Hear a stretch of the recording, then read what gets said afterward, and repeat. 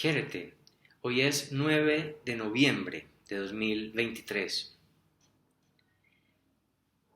Continúa rondándome la pregunta, insisto, mal planteada en las condiciones que propongo, de si Aristipo era irresponsable. Por un lado, tengo que decir que si bien he tratado el tema con algunas condiciones que ahora mismo o en breves minutos recordaré, tenía la sensación de que había algo aún por decir y de que había algo que yo no había abordado desde la lógica de Aristipo. ¿Por qué insisto en llamar la pregunta ¿es Aristipo irresponsable? Una pregunta mal formulada. Obviamente gramaticalmente no tiene ningún error de formulación. Es una pregunta inteligible por otra persona que maneje los mismos códigos de la lengua castellana o de la lengua hispánica. Sin embargo, planteo que es una pregunta o es una inquisición mal formulada porque es de carácter moral. Ahora, en términos nietzscheanos, ¿qué no es moral? Si en el texto de Nietzsche sobre la verdad y la mentira en sentido extramoral de 1873, si mal no estoy, se plantea que básicamente la moral es el lenguaje. Asunto del cual se podrá versar quizás en otro video, pero aprovecho para sugerirles a los que atiendan el video presente que accedan a ese texto sobre la verdad y la mentira en sentido extramoral. Entonces, ¿qué pregunta no es moral? Bajo las lógicas de Nietzsche en ese texto diríamos, no hay posibilidad de un humano de ser inmoral, puesto que todo se hace desde las valoraciones del lenguaje y todo hecho es un mensaje para el otro, incluso el silencio e incluso la aparente bestialidad elegida verbigracia de los cínicos. Son hechos del lenguaje, son hechos fabulados, son hechos significados y por eso retóricos, son valoraciones de mundo que no son el mundo por fuera del lenguaje, pero que son el mundo para nos, etc. Pero entonces, ¿por qué si todo es un hecho moral? Insisto en llamar a la pregunta ¿es Aristipo irresponsable? Como una pregunta o una inquisición incorrecta o más que incorrecta, impropia. Por las condiciones mismas que yo le impuse a la lectura de Aristipo. Es decir, que vendrían siendo un intento, yo no sé si esto algún hermeneuta clásico me lo repruebe, quizás sí, todo es reprobable, todo es rebatible, pero es por las condiciones hermenéuticas que yo le planteé al texto. Estoy tratando de responder a los comportamientos del Aristipo que se narra en Diógenes Laercio, tomando como cierto el texto de Diógenes Laercio. Y esto hace, o esto deriva en que la pregunta ¿es Aristipo irresponsable? Sea una pregunta que, insisto, no es gramaticalmente incorrecta, no es incorrecto tampoco que todo lo humano, en términos nietzscheanos, podamos llamarlo en ese sentido desde ese texto moral, sino que bajo las condiciones de lectura que me estoy imponiendo, pues esta pregunta es impropia, puesto que estoy tratando de leer ese texto desde una moral externa, y eso es lo que hacemos todos. De hecho, con la moral externa no fuimos el público para el que se dirigió el texto, y no importa, siempre somos otro, así fuéramos el público para el que se dirigió el texto, pues no somos el lector ideal y nunca seremos el lector ideal del autor o autora o de la función narrativa. Bueno, creo que me estoy enrollando, creo que me estoy estancando.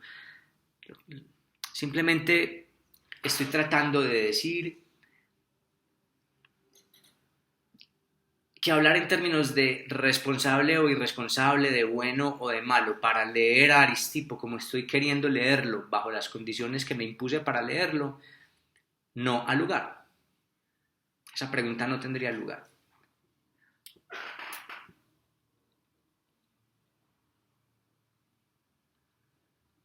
Incluso el video hasta ni siquiera debería tener ese nombre. Pero bueno, así empecé planteando la pregunta y bueno, simplemente hago la salvedad. Hay otro tema antes de abordar el asunto por tercera vez. Y es que hay un hecho muy bonito, creo que es muy bonito. Cuando yo digo, leo a Diógenes Laercio, que es mi única fuente para hablar de Aristipo en estos momentos, que es el documento que nos narra de Aristipo y de la escuela cirenaica. Y cuando yo argumento que voy a tomar todo lo que allí aparece como cierto, es decir, incluso lo que aparentemente sea contradictorio, para mi conveniencia interpretativa, voy a suponer que Diógenes Laercio de verdad fue una fuente o de verdad fue un autor que narró hechos que fueron veros, cosa que yo ya como persona dudo. O sea, yo sé, incluso por las introducciones de todos los libros de Diógenes Laercio que he leído, los introductores y los escoliastas y los estudiosos siempre dicen, hay contradicciones, hay repeticiones, hay falta de rigor, no sabemos las fuentes exactas, hay unas fuentes de las que podemos dudar. Bueno, hay predilecciones y sesgos del propio autor que se cuelan en el texto. Ese texto es muy bonito, a mí ese texto me parece muy bonito por todo lo que permite leer. ¿Cuál texto? Vidas y opiniones y sentencias de los filósofos más ilustres de Diógenes Laercio. En este caso estamos hablando del capítulo que versa acerca de Aristipo y de la escuela cirenaica. Pero miren esta belleza. Cuando yo digo voy a tomar para mi conveniencia lo narrado por Diógenes Laercio como el texto que voy a leer, que digamos es lo que haría un hermeneuta, tomar el texto con sus condiciones y tomarlo como vero, no estoy asumiendo una posición de antropólogo, no estoy asumiendo una posición periodística, no estoy asumiendo una postura de científico que quiere constatar que haya una verdad adecuada, es decir, una verdad como adecuación, poder demostrar que cada frase que se dice ahí se correspondió con un hecho que se pueda demostrar o con un documento que se pueda demostrar. Porque esos documentos ya no existen y porque tampoco me interesa esa posición de científico, me interesa más la posición de hermeneuta, es decir, si ese texto de Diógenes Laercio es mi único mundo, ¿qué posición como lector voy a tomar yo ante ese único mundo? Y aquí hay una cosa muy interesante, porque es que en últimas el lector siempre tiene que decidir unos a priori que vienen siendo sus conveniencias y sus sesgos para obtener la lectura del texto. ¿Por qué digo esto? Porque yo puedo decidir dudar de todo, lo que dice Aristipo, lo que dice Diógenes Laercio de Aristipo, por ver contradicciones. Es decir, que mi lectura va desde un presupuesto, desde un sesgo de que se tiene que regir toda vida humana por el principio de la no contradicción. Pero si estudiamos psicoanálisis, si estudiamos las conductas humanas o incluso si miramos con los ojos abiertos nuestra propia vida, atestiguaremos que somos seres contradictorios. Entonces el principio de no contradicción es un principio que no regiría para las acciones humanas. Los seres humanos decimos yo jamás tal cosa cuando de repente, años después, meses después, minutos después, si alguien no nos lo señala, no nos percataríamos, o si nosotros mismos abrimos los ojos, nos percataríamos de que somos contradictorios y obramos de distinto modo con respecto a lo afirmado. La lengua es el azote Ya saben de qué dice el refrán en Colombia.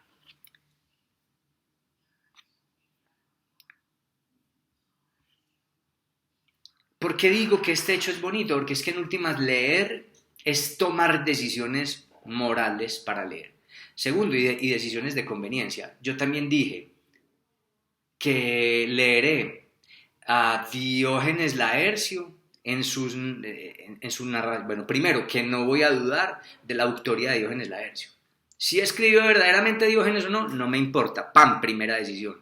Segundo, lo que está escrito ahí lo voy a tomar para mi conveniencia como el único mundo y además como un hecho certero. Es decir, porque hay lecturas hermenéuticas que dicen, esto parece espurio, lo voy a extraer. Esta frase contradice todo el resto de la lógica del texto que se viene hablando, entonces debe ser un añadido posterior, debe ser una línea espuria, y si la quito se me facilita la interpretación. Son modos de leer.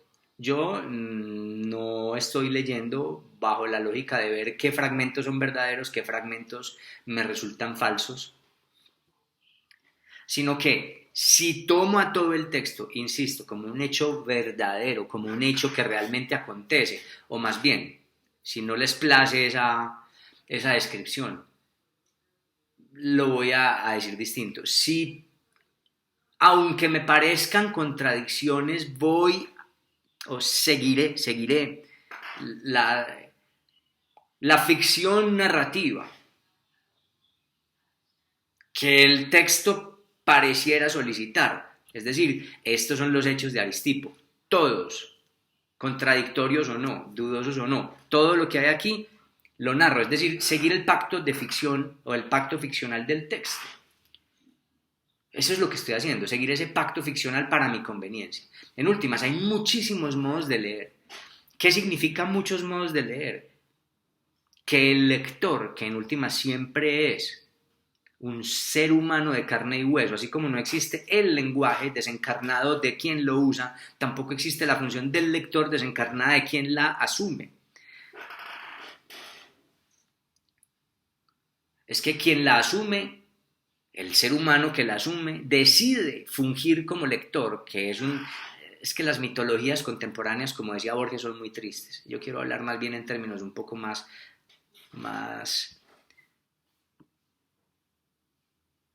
no sé, más prosaicos y por lo tanto más poéticos en comparación con esas tristes mitologías. Si decido leer, si yo humano con un contexto particular decido leer, y leer es decidir leer, uno lee con sus pretensiones, uno lee con sus prejuicios, y cada lector es un modo de leer. Y por modo de leer no solamente me refiero a los rituales, de si subraya los libros o no los subraya, de si se toma una copa de vino para leer, no estoy hablando, digamos, del ritual hedonista y fetichista que implica leer, sino del modo epistemológico de leer. Hay quienes leen por diversión, hay quienes leen buscando una definición de inconsciente. Por ejemplo, Freud leía tratando de constatar su teoría psicoanalítica y sus hechos clínicos, saca unos resultados distintos. El filólogo que lee directamente del griego querrá mirar determinadas formas y repeticiones de palabras, usos de la lengua griega particulares de ese narrador. El religioso leerá tratando de buscar qué tan pecaminoso o no resulta ese texto y esas afirmaciones, para ver si lo condena o no lo condena, si lo proscribe o no lo proscribe, si lo recomienda o no lo recomienda, etc. Entonces mi modo de leer, que es uno entre tantos, dará unos rendimientos diferentes. ¿Cuáles son mis prejuicios y mis conveniencias? Seguir el pacto ficcional a rajatabla.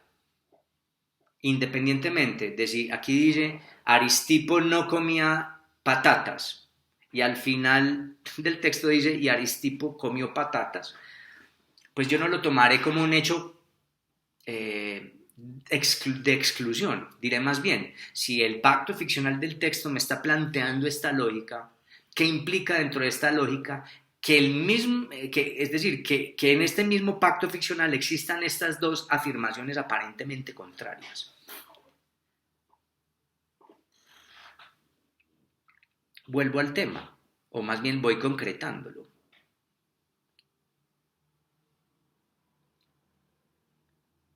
Si entiendo que toda narración de Diógenes Laercio no es una narración, como ya lo he dicho en otros videos, y en los dos, sobre todo en el primero de estos 3 videos que se llama Es Aristipo irresponsable, que debía haber empezado los videos con otro título y ni siquiera plantear la pregunta así, pero bueno, no importa.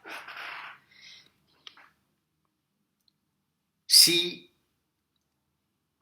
miramos con cautela este texto y entendemos este texto como, que es mi interpretación,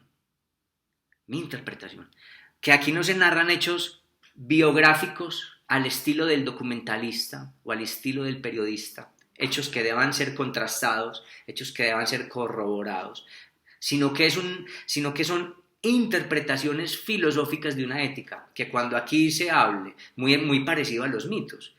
Cuando leemos el mito de Heracles, hoy es leído porque ya no nos los narran, aunque cuando yo era niño mi padre sí me los narraba, que cuando Heracles era un bebé y Hera creo que le había enviado serpientes para que lo mataran, Hércules las aprieta y las ahorca y desde muy pequeño entonces se va a ver su superfuerza o hiperdinamis, no sé cómo se diga, hiperdinamía, no sé cómo se diga.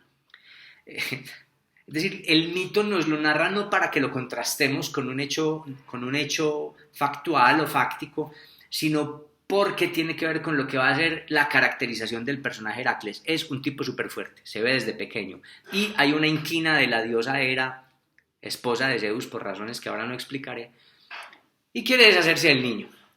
Pero eso, ahorcar las serpientes cuando era todavía un niño que no tenía conciencia de sí, cuando era un brefos, cuando era un bebé de brazos, habla de la caracterización del personaje. Lo mismo y de ese tipo y esa misma forma de pensar, que es una forma tomada del mito, del drama, así narra Diógenes Laercio.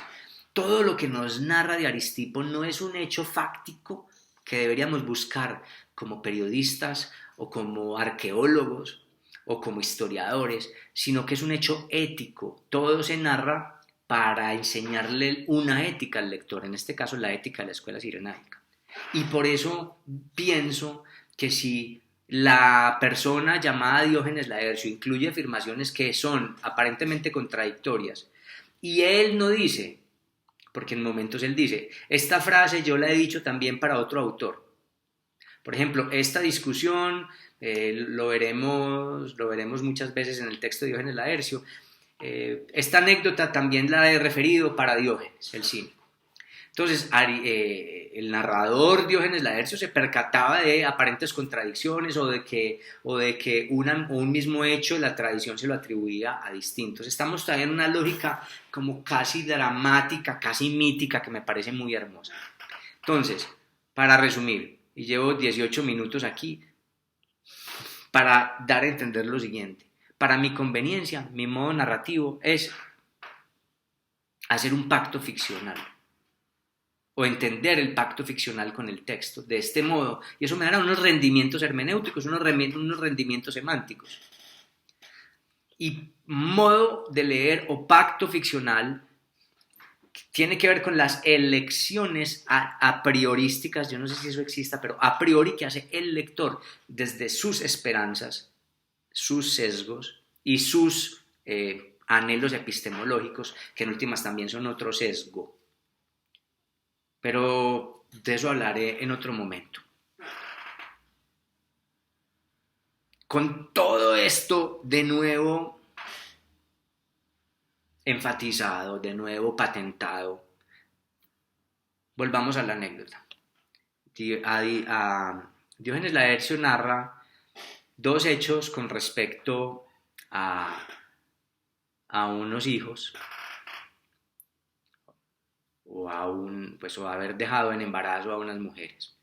El primero es de una hetaira que le dice o le recrimina a Aristipo, le dice, yo estoy en embarazo de ti. Y Aristipo le dice, en términos contemporáneos, eso es imposible de probar, es como si tú me hubieras metido en un campo de zarzas y me dijera la zarza específica que me pinchó fue esa, y justamente esa espinita. Claro, y hablamos y dijimos que no había exámenes de ADN y que Aristipo se sale por la tangente. La segunda anécdota de Aristipo es que cuando alguien le reprocha que por ahí tiene un hijo del que no se ha hecho cargo, quizás el de la misma Etaira que ya lo tuvo, no se sabe, u otro, Aristipo no niega el hijo y dice, sí, pero eso es como las flemas o los gusanos que todos sabemos que salieron de nosotros, que fueron nuestros y sin embargo los expulsamos por inútiles. Les recomiendo a quienes estén viendo este video y si no se han aburrido y han llegado hasta aquí, pues que vean primero los otros 2 videos y ojalá la lista de reproducción completa sobre la escuela sirenaica. ¿Por qué me seguía rondando la pregunta de si Aristipo era irresponsable? Que insisto es una pregunta impropia, o más bien, ¿por qué me sigue rondando el tema? Me ronda el tema porque creo que me faltaba analizar algo desde la lógica misma de Aristipo que he colegido de la lectura del texto de Diógenes Laercio. Y por fin encuentro una cosa que yo sé que esto es lo que entonces me estaba como retumbando no, lo que me estaba, digamos, taladrando por allá. Si la lógica de Aristipo, la lógica de la escuela sirenaica es buscar el placer y huir del dolor. Pero no solo se dice esto, sino que para ti y para los demás. Es decir, muchas otras veces he utilizado el argumento en estos videos de que Aristipo no hubiera hecho X o Y asunto, puesto que la escuela sirenaica no buscaba causar dolor en los demás, puesto que pensaba que el sumo bien, que el telos al que debe aspirar la vida de todo filósofo que opte por la ética sirenaica, por este hedonismo sirenaico, es el de la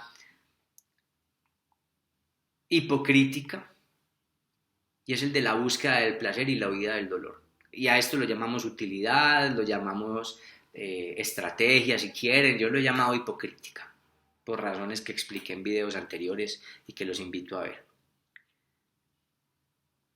Uno podría hacerse la pregunta, por fin, desde la lógica del texto. Y dejar a una mujer en embarazo. Vamos a suponer que la Etaira que le recrimina o que le solicita a Aristipo le reconozca su paternidad ante el niño que ella lleva. Vamos a suponer que ella no está mintiendo. Vamos a suponer que es un hecho real, que no lo está engañando a Aristipo. Es una suposición mía como lector. Hay mis prejuicios porque podría decir, esta mujer está mintiendo, listo. Y eso traería otras lecturas. No, pero vamos a suponer que esta mujer narrada por Diógenes Laercio no le miente a Aristipo y de verdad ella ha quedado en embarazo de Aristipo. Según la lógica sirenaica, y este es el tipo de pregunta que sí me parece pertinente, haberle dado esta respuesta que el texto muestra a esta mujer no le causaría dolor a ella, no la dejaría en una situación de dificultad, es decir, de penurias, es decir, de dolores. Ya no solamente tendrá que alimentar una boca, sino 2 bocas. No le causaría eso a esta mujer dolores. Y esto entonces no contradiría la lógica sirenaica de evita el dolor, es decir, no solamente no lo padezcas, húyele, sino no lo causes y no te lo produzcas. Está en contra. Es que la escuela sirenaica estaría en contra del masoquismo, que es causarse el propio dolor, y de la agresión, que es causar el otro dolor, al otro dolor, o de la crueldad. Entonces, salirse por la tangente y huir no es contradecir la lógica y la ética que el mismo Aristipo ha planteado.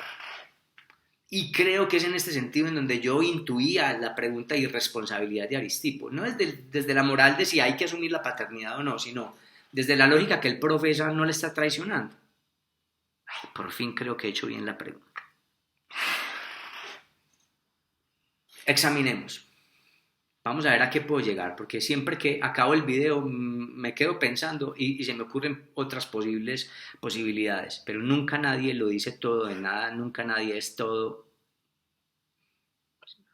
sino que es una parte. Entonces yo hablo lo que puedo en el momento que puedo, con las palabras que tengo y las ideas que se me ocurren. Punto. Después, si hay un después, haré otro video. Entonces, traiciona Aristipo su ética.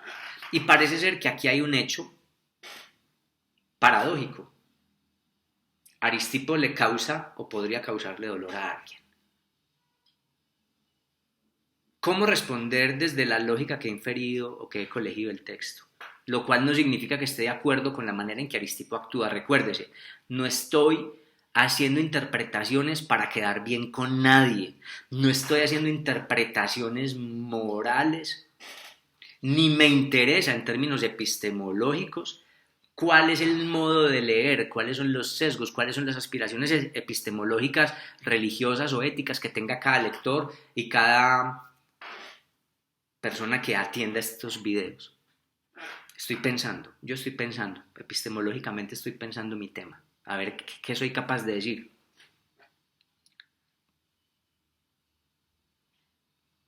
Hay una paradoja.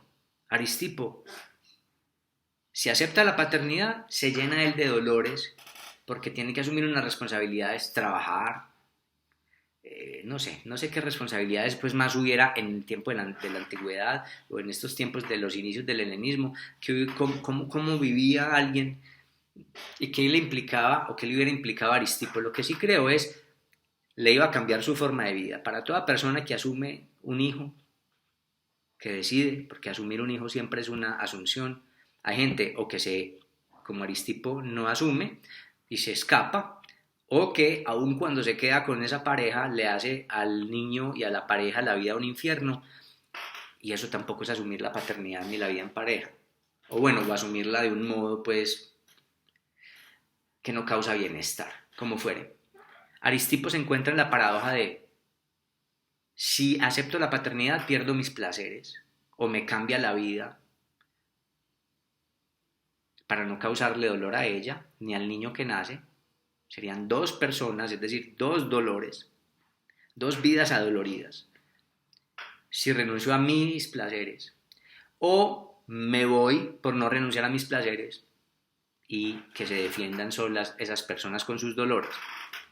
Creo que aquí podemos identificar una posible respuesta y es que Aristipo, cuando se encuentra ante la disyuntiva, porque esto es una disyuntiva ética desde la lógica de Aristipo y desde la lógica que, insisto, esto puede no gustarle a la mayoría, se le han hecho reproches a Aristipo desde que empezó a hablar, entonces otro reproche más pues tampoco le va a pesar mucho al costal de reproches de Aristipo, pero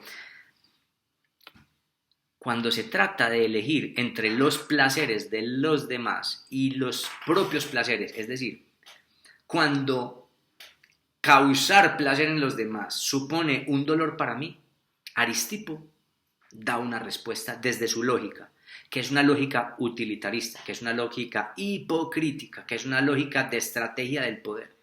Él siempre opta por su placer, es decir, Aristipo no renuncia a su telos. Aristipo no renuncia a su fin filosófico, que es el placer es mi placer. Soy un ser humano que no le causa dolores a nadie, pero cuando causarle placer al otro implica renunciar a mis placeres, yo no renuncio a mi ética y a mi telos, porque primero estoy yo que los demás. Es lo que dirá Aristipo. Al menos es lo que podemos inferir o connotar o deducir de esta lectura, de esta anécdota, si seguimos una lógica más o menos del texto de lo que implica, digamos, el hedonismo cirenaico. Lo cual no significa que sus filósofos sus discípulos, los discípulos de la escuela no lo contradigan. Ya veremos en las listas de reproducción que están Aníceris, que está Egesías, que está Teodoro el Ateo, que le contradicen muchas cosas a Aristipo, que quien era su maestro, digamos, su mentor fundador de la escuela.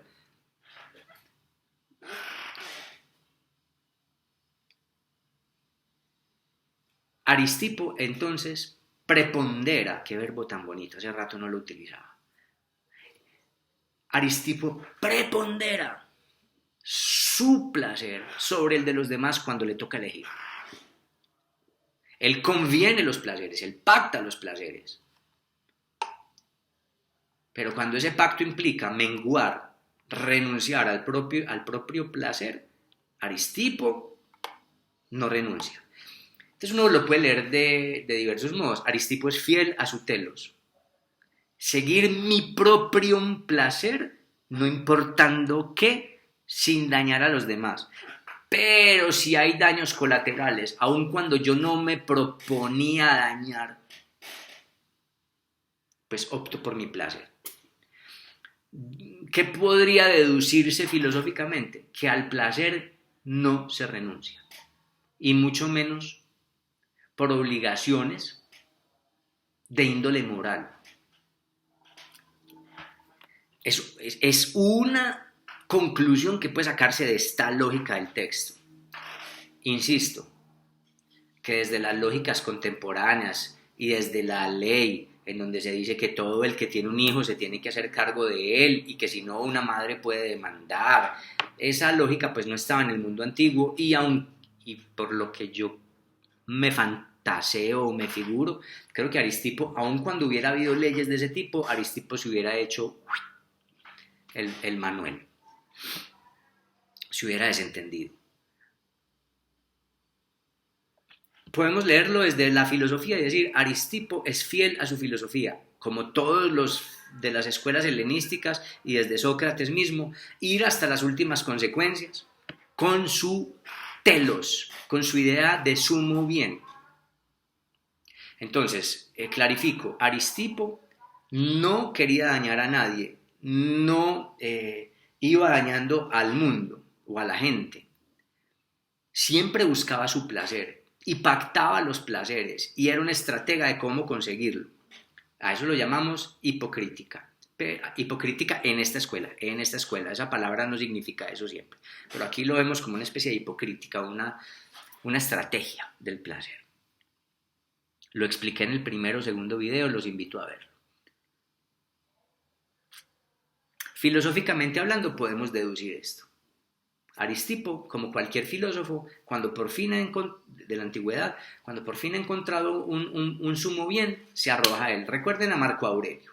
Marco Aurelio, que es un estoico, que iba a ser un estoico porque es ulterior a Aristipo, dice, si encuentras un bien mejor que la justicia, arrójate a él no importando las consecuencias. O sea, si encuentras un bien mayor que todos estos que te he enseñado en el libro de las meditaciones, pues arrójate a ello.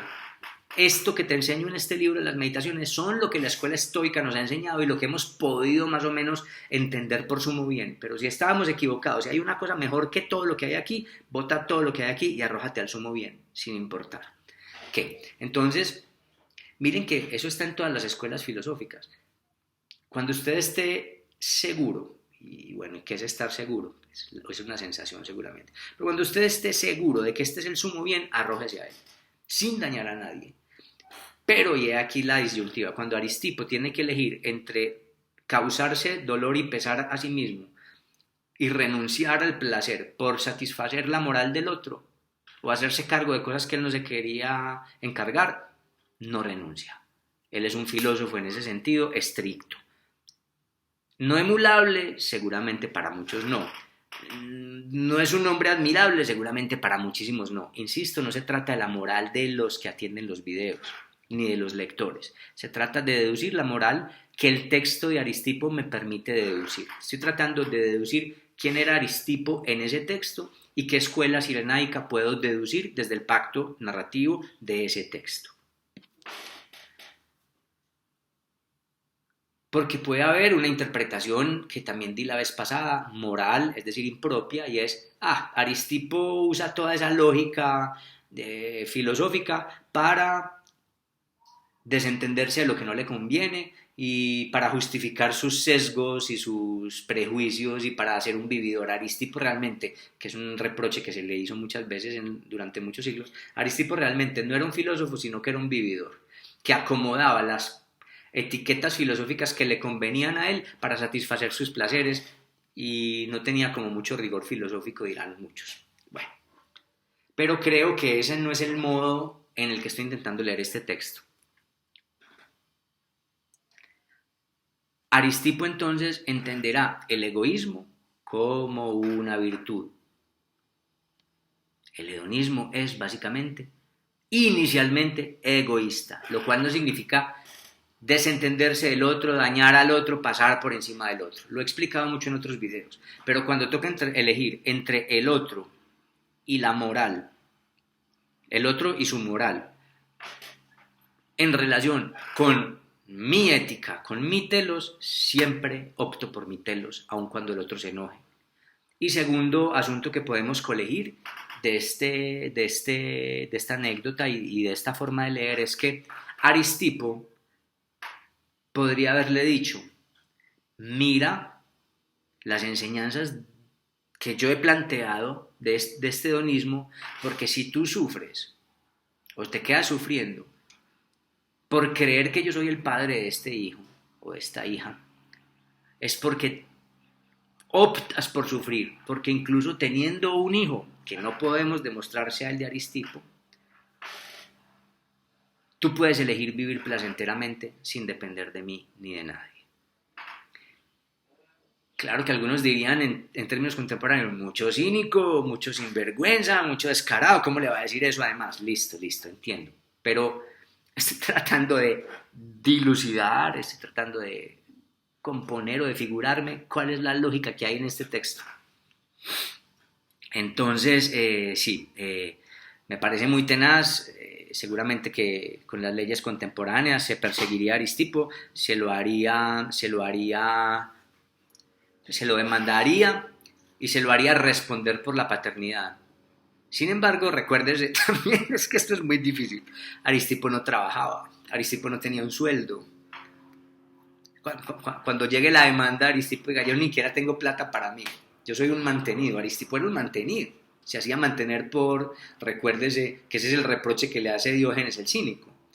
Usted es un mantenido, usted no sabe hacer nada, usted ha perdido autonomía, por eso no es un filósofo, pues que hasta el mismo Diógenes lo recriminaba. Ya hemos hablado de esa anécdota, de ese encuentro entre Diógenes y Aristipo. Entonces tampoco se hubiera podido hacer nada con esa demanda por alimentos, como se dice aquí, porque Aristipo no tiene ni siquiera plata para subsistir por él mismo, no tiene cómo velar por él mismo. Él es un mantenido. La ética del placer de Aristipo en buena medida depende de que el otro le prodigue placeres, de que él se haga amigable para el otro.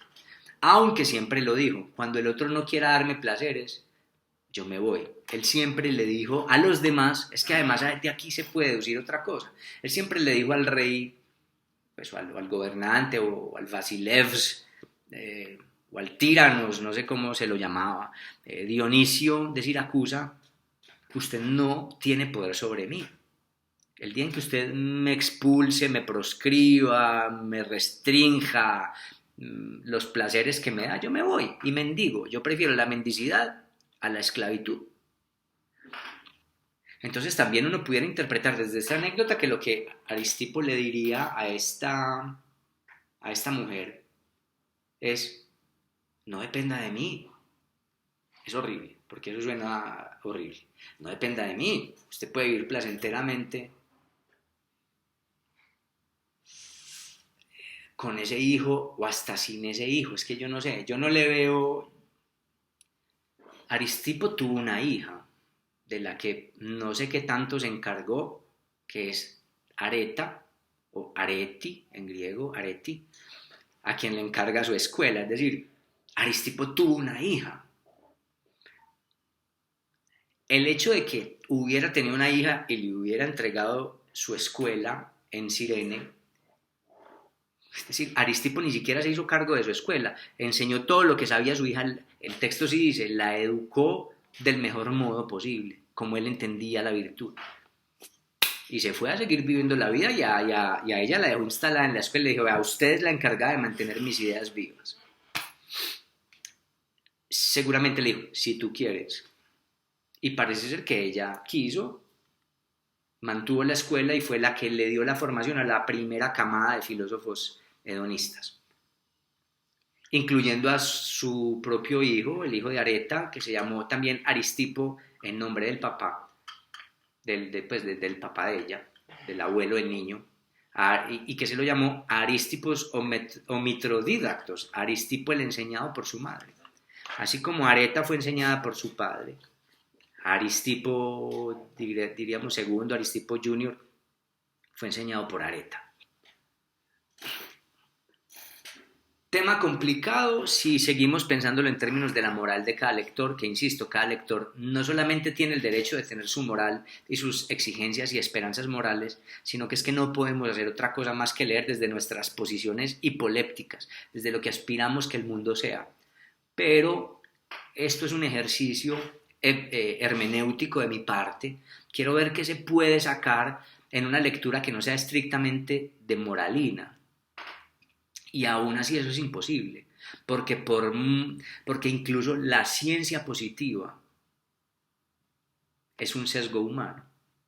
Es un sesgo, es una pretensión. Hay una cantidad de estudios y de tratados filosóficos que demuestran que incluso los experimentos científicos de los que podemos decir son objetivos, no son sino las pretensiones manipuladoras de un investigador. De que un fenómeno se repita. El mismo David Hume ponía en tela de juicio las ideas de identidad del ser y de los fenómenos de la naturaleza como aspira la ciencia, para lograr conjeturar leyes. Nadie me garantiza que las leyes del universo mañana no cambien, o que nadie me garantiza que mañana el sol aparezca por el mismo lugar en donde viene apareciendo. Pensamos que el sol nace por el oriente y se oculta en el occidente, así decimos nosotros desde nuestro punto referencial desde la Tierra, porque lleva millones de años o cientos de años observables y datables por otros humanos, pasando así. Pero eso no significa que eso sea garantía de que eso siga pasando. Bueno, o sea, David Hume, a mí me gusta mucho David Hume,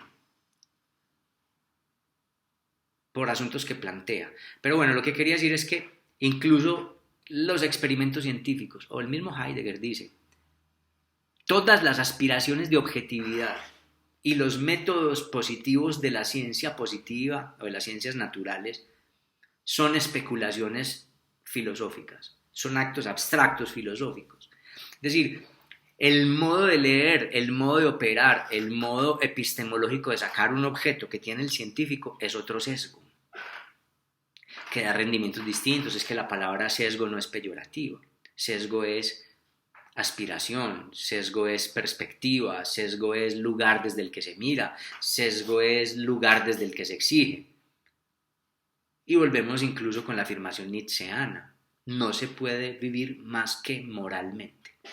Es decir, más que desde las exigencias valorativas que el lenguaje nos permite, o incluso forcemos un poco la situación. No podemos más que usar el lenguaje y su semántica como modos de traducir nuestras pasiones preponderantes, prelingüísticas o paralingüísticas. Es decir, que el lenguaje, las filosofías, y esto no soy el primero ni es el último que lo planteé, no son sino pretextos, lo dije en el video anterior, no son sino pretextos de los sesgos para justificar los sesgos. Creo que es Albert Camus que dice, no me acuerdo, es algo así como que para el hombre cobarde